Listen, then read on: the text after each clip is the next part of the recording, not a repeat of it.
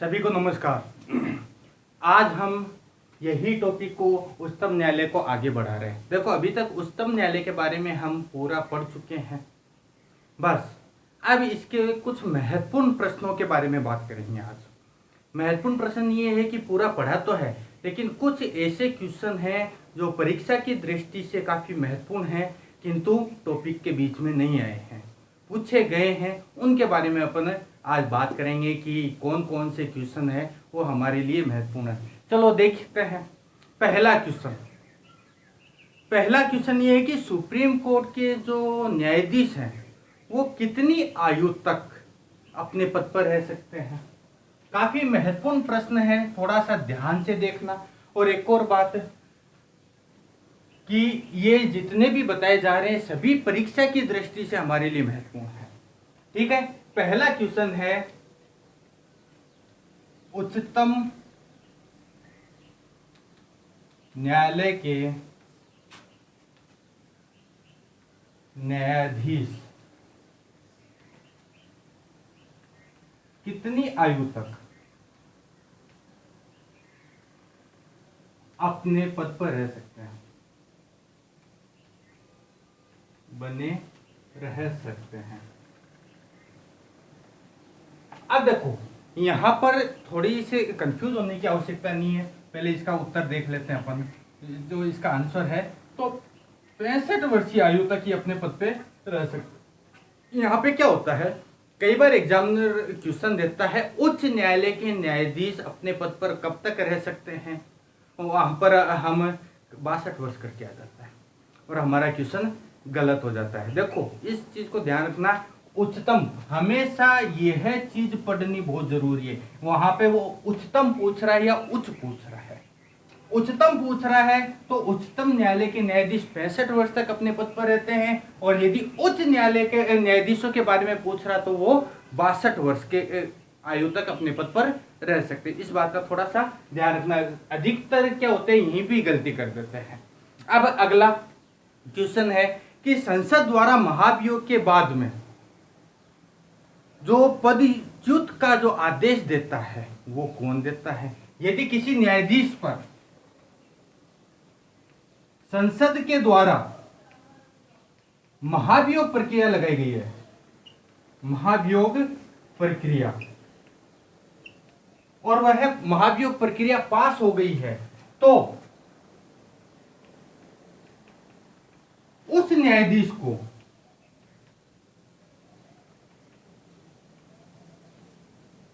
पदच्युत करने का अधिकार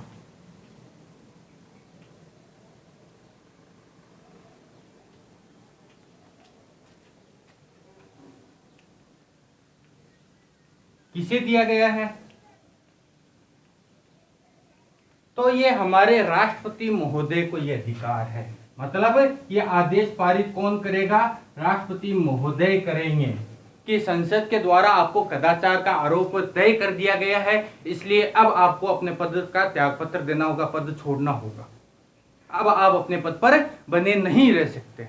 अब एक और बात, अगला क्वेश्चन हमारे लिए बहुत ही महत्वपूर्ण है। क्या है वो क्वेश्चन कि भारत में सर्वोच्च न्यायालय की स्थापना किस एक्ट के तहत हुई है। ये क्वेश्चन हमारे लिए बहुत ही महत्वपूर्ण है।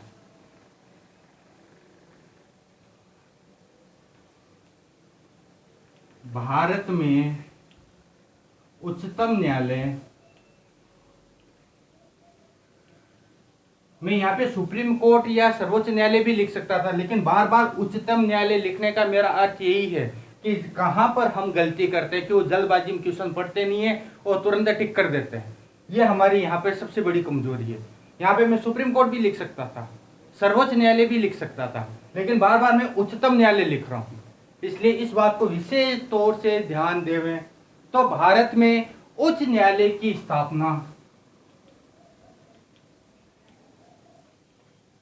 किस एक्ट के तहत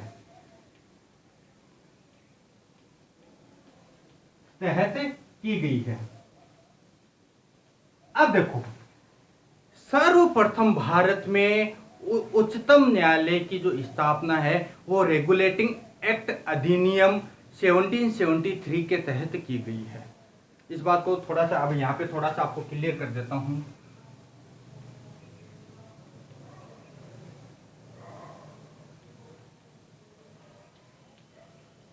एक्ट 1773 के तहत अब देखो क्या है कि सर्वप्रथम अंग्रेजों ने उच्चतम न्यायालय की जो स्थापना है रेगुलेटिंग एक्ट 1773 के तहत की गई।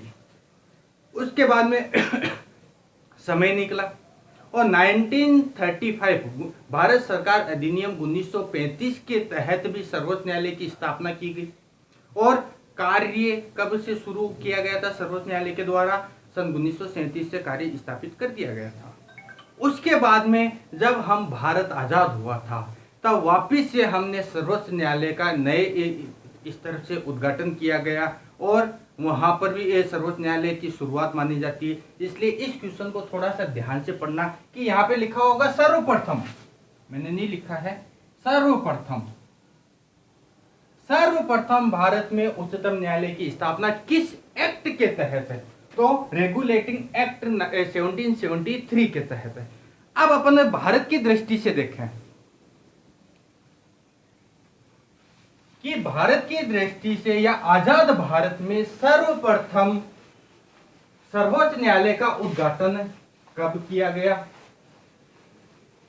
क्वेश्चन थोड़ा सा अलग है, इसको कई बार क्या होता है बच्चे एक साथ ही मान लेते हैं। नेक्स्ट जो भी क्वेश्चन है, भारत में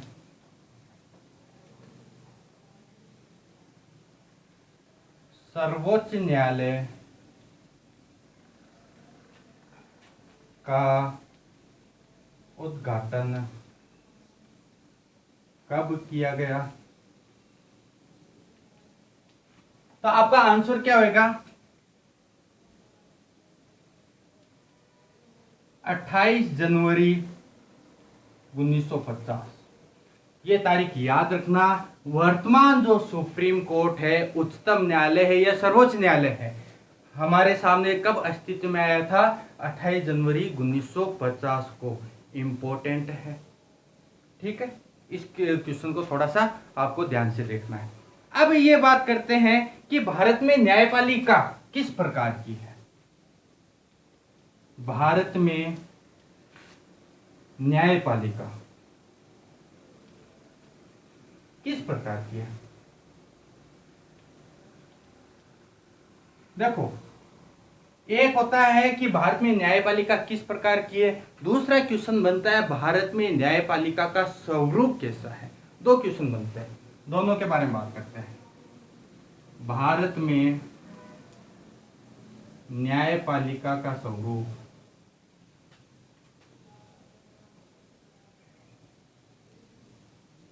कैसा है? सेम क्वेश्चन नहीं है, अलग है। देखो, भारत में न्यायपालिका सिंपल सा है। क्या भारत में न्यायपालिका स्वतंत्र है या किसी दबाव में है? तो आपका आंसर सीधा दिमाग से ये निकलेगा, स्वतंत्र है। अब स्वतंत्र है तो किस प्रकार से है? किस प्रकार से स्वतंत्र है? मतलब हमारी न्यायपालिका के ऊपर हमारी सरकार का कोई भी दबाव नहीं होगा। आप चाहे कार्यपालिका को देख लो, चाहे विधायिका को देख लो, इनका दबाव नहीं होता है न्यायाधीशों के ऊपर। वो निष्पक्ष होकर के न्याय दे सकते हैं। क्यों? क्योंकि न तो कार्यपालिका न ही विधायिका इनको कोई पेमेंट दे रही है, न ही इनकी नियुक्ति की जा रही है इनके द्वारा। तो स्वतंत्र है, कोई रोक टोक नहीं है। आराम से न्यायाधीश बेफिक्र होकर के बिना किसी दबाव में न्याय कर सकते हैं। इसलिए हमारी न्यायपालिका किस प्रकार की है? स्वतंत्र है। अब बात करें कि भारत में न्यायपालिका का स्वरूप कैसा है, तो भारत में न्यायपालिका का स्वरूप है एकीकृत न्यायपालिका। हमारे यहाँ पर न्यायपालिका का स्वरूप कैसा रखा है? एकीकृत। अमेरिका की तरह नहीं रखा है। अमेरिका में क्या है? एक सुप्रीम कोर्ट है, देश का अलग है, हर राज्यों का अलग अलग है और अलग अलग प्रकार से वहां पर निर्णय दिए जाते हैं, ठीक है। जबकि अपने यहाँ पर क्या है? सुप्रीम कोर्ट अपने सर्वे सर्वा, उसके अधीन सभी न्यायालय, सभी राज्यों के न्यायालय हैं, डिस्ट्रिक्ट न्यायालय हैं। अपने यहाँ पर एकीकृत न्यायपालिका की व्यवस्था है, ठीक है। एक कानून है और एक प्रकार से लागू होना। एक विशेष मसले के ऊपर यदि सुप्रीम कोर्ट ने जो निर्णय दे दिया है, अधीनस्थ न्यायालय को वह मानना ही पड़ेगा। इसमें कोई दो राय नहीं है। ठीक है, अब अगला देखते हैं कि एक तो ये न्यायाधीश हो गए, उसके अलावा यहाँ पे एक मानवाधिकार आयोग है। तो मानवाधिकार आयोग में अध्यक्ष किसको बनाया जाता है? अब आप कहोगे सर उच्चतम न्यायालय में ये मानवाधिकार आयोग बीच में कहां से आ गया? वो इसलिए आया है क्योंकि अब ये देख लेते हैं आप, मानवाधिकार आयोग का अध्यक्ष कौन होगा? हमेशा बात ध्यान रखना, मानवाधिकार आयोग का अध्यक्ष उच्चतम न्यायालय का सेवानिवृत्त मुख्य न्यायाधीश होगा। यहां पे आंसर यही लिखता हूं मैं, उच्चतम न्यायालय का सेवानिवृत्त मुख्य न्यायाधीश को ही बनाया जाएगा।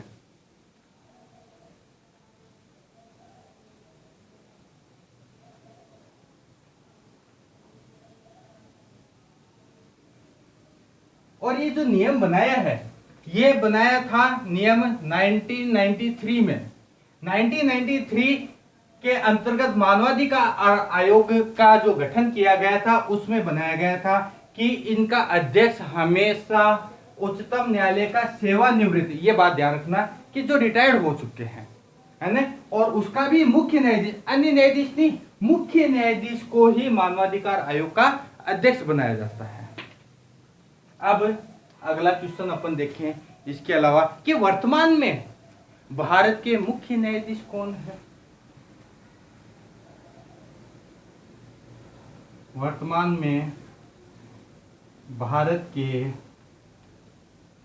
मुख्य न्यायाधीश,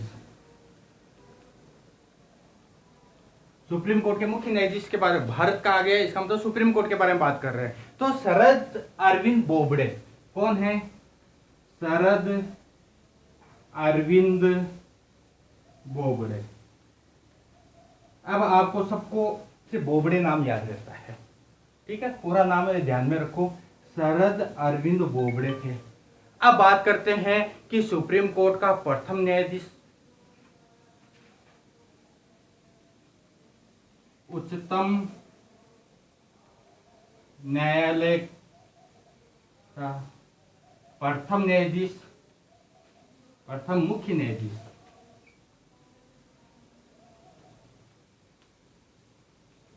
तो प्रथम मुख्य न्यायाधीश कौन थे? हीरालाल जे कानिया। अब बात करते हैं कि भारत के सुप्रीम कोर्ट के प्रथम महिला न्यायाधीश कौन थी? उच्चतम न्यायालय में प्रथम महिला न्यायाधीश फातिमा बीबी।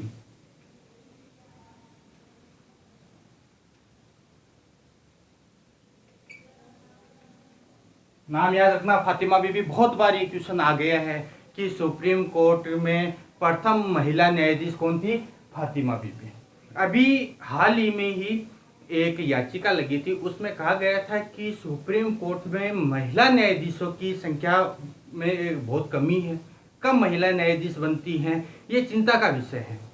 तब सुप्रीम कोर्ट के जो मुख्य न्यायाधीश थे अभी वर्तमान में, शरद अरविंद बोबड़े, इन्होंने कहा था कि निश्चित रूप से ये एक हमारे लिए गलत बात है कि महिला न्यायाधीशों की संख्या सुप्रीम कोर्ट में कम है, किंतु हमें एक अच्छे न्यायाधीशों की आवश्यकता है और हम इसमें समझौता नहीं करते हैं। यदि कोई महिला न्यायाधीश अच्छी है, अच्छा उनका व्यवहार है, अच्छे उनके जो न्याय करने का जो तरीका है, तो उनको मौका मिलेगा।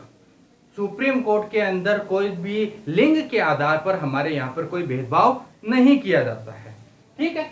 तो ये क्वेश्चन है। इसके अलावा भारत के कार्यवाहक मुख्य न्यायाधीश कौन नियुक्त हुए थे? अगला क्वेश्चन अपना,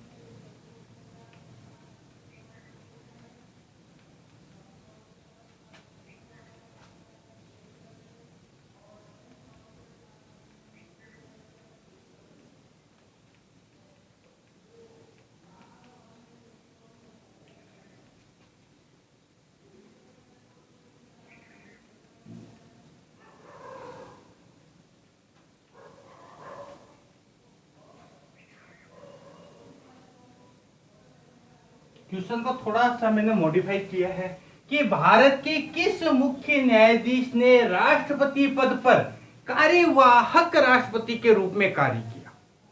ठीक है, ये क्वेश्चन को मैंने मेरे हिसाब से थोड़ा सा मॉडिफाई किया है कि भारत का वह कौन सा मुख्य न्यायाधीश है जिसने राष्ट्रपति पद पर कार्यवाहक के रूप में कार्य किया है। तो ये कौन थे? Justice M Hidayatullah.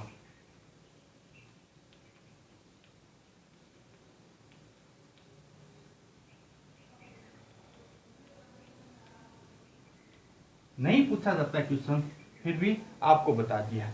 अब बात करते हैं कि भारत के कार्यवाहक मुख्य न्यायाधीश की नियुक्ति कौन करता है। भारत के कार्यवाहक मुख्य न्यायाधीश की नियुक्ति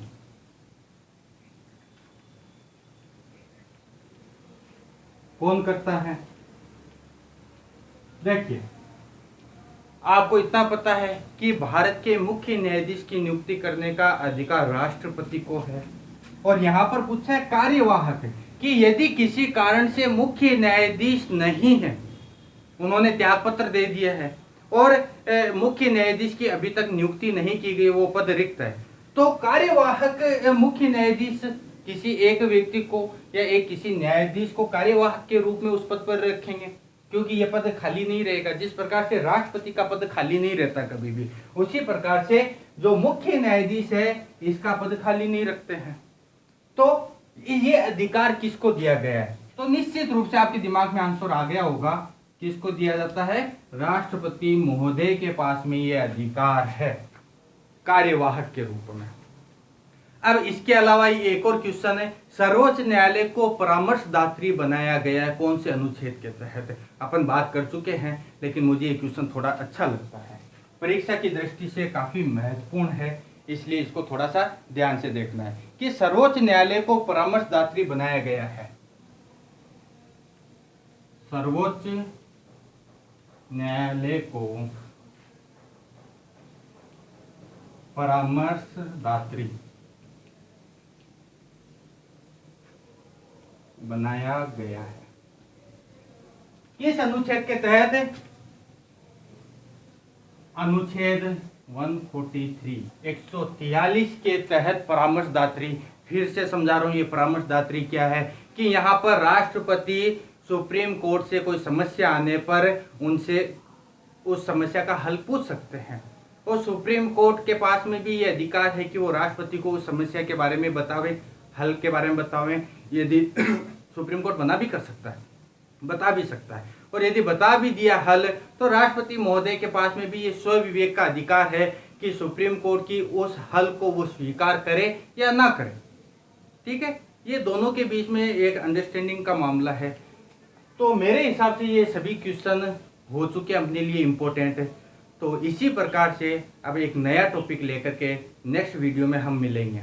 यदि वीडियो अच्छा लगा हो तो सब्सक्राइब कर दो, लाइक कर दो, शेयर कर दो। हाँ, एक चीज़ और है कि जब ये बोर्ड पे लिखा जाता है तो वीडियो को या तो रोक करके इसका स्क्रीनशॉट ले लिया करो या लिख लिया करो। ठीक है, बार बार देख के लिख लिया करो, कोई दिक्कत नहीं है। चलो ठीक है, आज की क्लास हम यहीं पे समाप्त करते हैं। धन्यवाद।